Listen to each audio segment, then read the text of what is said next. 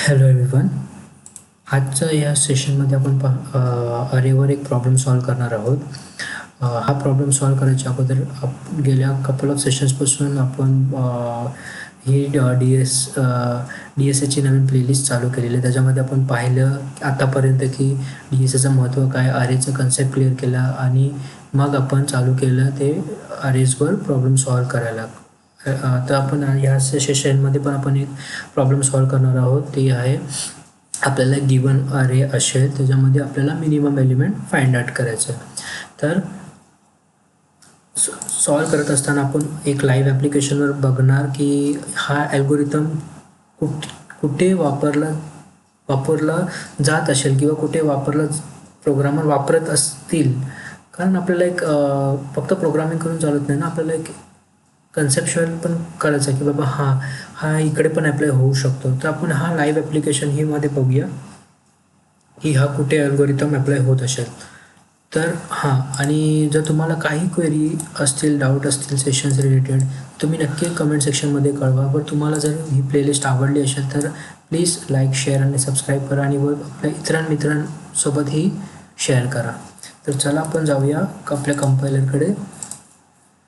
आता इकडे ऑलरेडी आपण अरे घेतलेला आहे. आपण आता अरे सेशनमध्ये बघितलं की अरे आपण कसं डिक्लेअर करतो की हा पहिला डेटा टाईप आहे आणि हा रेफरन्स व्हेरिएबल आणि हा ऑब्जेक्ट आहे. आता अरेला नॉन प्रिमिटिव्ह डेटा टाईप म्हटलं जातं कारण इकडे डेटा स्टोअर होताना दोन वेनी होतं. पहिले एक हीप आणि स्टॅकमध्ये स्टोअर होता हा रेफरन्स व्हेरिएबल आणि हीपमध्ये स्टोअर होता ऑब्जेक्ट आणि या ऑब्जेक्टला हा ऑब्जेक्ट कॉल होतो या रेफरन्स व्हेरिएबलने. तर आपण हा प्रॉब्लेम सॉल्व करणार आहोत दोन वेनी. पहिलं एक विथ रिटर्न टाईप आणि एक नॉन रिटर्न टाईप. पहिलं आपण बघणार आहोत की हा प्रॉब्लेम नॉन रिटर्न टाईपनी कसं सॉल्व होऊ शकतो. तर पहिलं त्याच्यासाठी आपल्याला एक मेथड डिक्लेअर करावं लागेल, स्टॅटिक हा वॉइड येणार, हा रिटर्न टाईप कारण आपण काही रिटर्न करत नाही म्हणून आपण हा वॉइडच ठेवायचा. फाइंड मिनिमम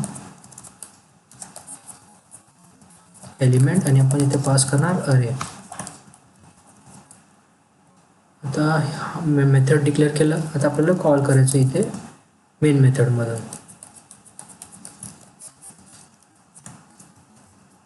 कॉल केलं. ओके.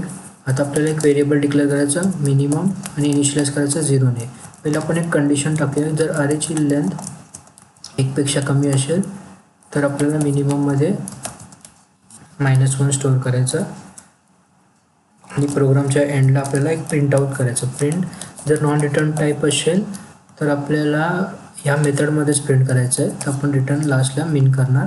आणि जर आता अरेमध्ये व्हॅल्यू असतील तर आपल्याला एक फॉर लूप चालवायचा. आय डिक्लेअर करा, इनिशियलाइज करायचं 0 आणि आयला इथे कंडिशन द्यायची.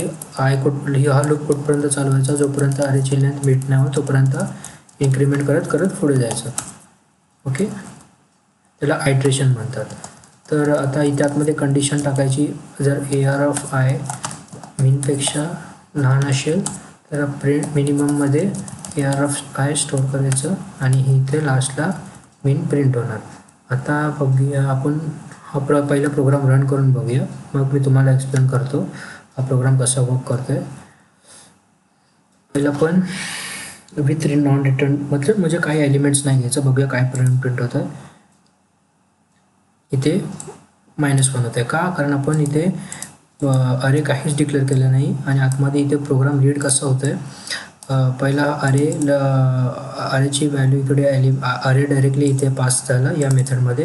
आता हा चेक करतो की अरेची लेंथ जर 1पेक्षा कमी असेल. आता अरेची लेंथमध्ये काहीच नाही, मग हा कंडिशन सॅटिस्फाय होते. मग हा आतमध्ये मिनिममला डिरेक्टली -1 स्टोअर होत आहे आणि इथे न जाता ही डिरेक्टली प्रिंट होते -1.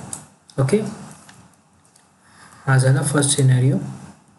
आता सेकंड सिनेरिओ असं आहे की इकडे ऑलरेडी एलिमेंट्स आहेत. आता इथे एलिमेंट्स असल्यामुळे हा मेथड अरे पास होतं या मेथडमध्ये.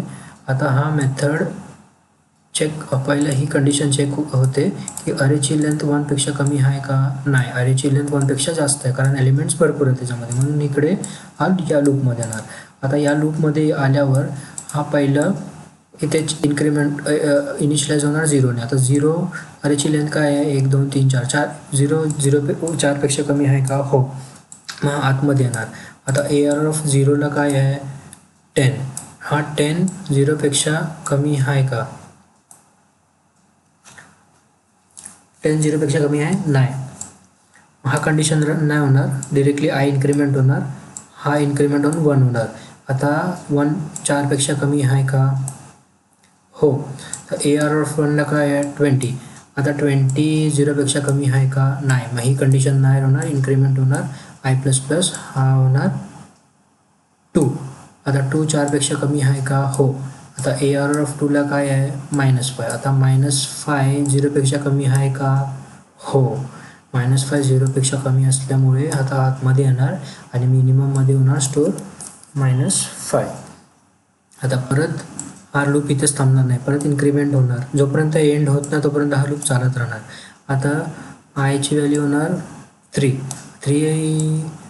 4पेक्षा कमी आहे का हो. आता AR ऑफ 3ला काय आहे 30. 30 -5पेक्षा या ह्याच्यामध्ये चेक होणार. 30 -5पेक्षा छोटा आहे का नाही. तर मग ही कंडिशन रन होणार आणि आय इन्क्रीमेंट होऊन होणार 4. आता 4पेक्षा कमी आहे का नाही. 4 इक्वल्स टू 4 आहे म्हणून ही कंडिशन स्किप करून हा लूप ब्रेक होणार आणि या कंट्रोलर याच्या लूपच्या बाहेर येऊन ही व्हॅल्यू जी मिनिमममध्ये स्टोअर आहे ती प्रिंट होणार इकडे. आता जो आहे -5 झालं. हा प्रोग्राम सक्सेसफुली रन झाला. आता आपण बघूया रिटर्न टाईपनी कसा होता. आता रिटर्न टाईपने फक्त आपल्याला काय करायचं इथे एक व्हेरिएबल डिक्लेअर करायचा आणि तो मेथड कॉल करायचा आणि इकडे बस आपल्याला डिरेक्टली इथे 2 चेंजेस करायचे मेथडमध्ये. पहिलं इथे येणार इंटिजर कारण हा रिटर्न करणार आहे आणि आपल्याला इकडे व्हॅल्यू प्रिंट करायच्या बदली आपल्याला जस्ट रिटर्न करायचा तो व्हेरिएबल नेम आणि इथे हा व्हेरिएबल नेम सेट होणार या व्हेरिएबलमध्ये आणि मग आपल्याला हा व्हेरिएबल जो हा भेटला आहे त्याला आपण कॉल करायचा. सेम रन होणार प्रोग्राम. काहीच डिफरन्स नसणार आउटपुटमध्ये सेम. आता आपण हा प्रॉब्लेम बघितला ना. आता आपण बघूया लाईव्ह ॲप्लिकेशनवर हा कुठे अप्लाय होऊ शकतो. आता तुम्हाला मी एक सिनॅरिओ सांगतो. आता आपण ह्या ई-कॉमर्सच्या वेब ॲप्लिकेशनवर आलो बरोबर. आता मागच्या एक्झाम्पलमध्ये आपण मागचं एक्झाम्पल तुम्हाला या व्हिडिओमध्ये परत एकदा एक्सप्लेन करतो. आता आपण मागच्या सेशनमध्ये काय पाहिलं maximum number in a given अरे आपण फाइंड आउट केलेलं. आता हा एक्झाम्पल आपण फ्लिपकार्टमध्ये बघूया कुठे अप्लाय होऊ शकतो हा अल्गोरिथम. आता आपल्याला जेव्हा आपण फ्लिपकार्टच्या पेजवर येतो आपल्याला एकीकडे रेकमेंडेड लिस्ट असते. आता ही रेकमेंडेड लिस्ट कोणत्या बेसवर आपल्याला फेच होते. आपण इकडे प्रोडक्ट सर्च करतो बरोबर. आता समजा मी इकडे आयफोन कुठचाही फोन घेतला तर इकडे मला 2 किंवा 1 तासांनी इकडे मला सगळे फोनचे लिस्ट दिसतील.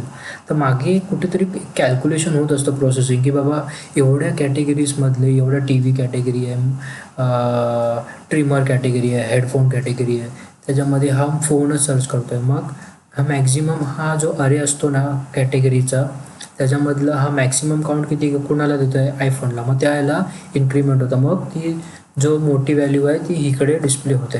ज्याला सर्वात जास्त काउंट असेल ती आपल्या रेकमेंड सेक्शनमध्ये टॉप लिस्टमध्ये येते.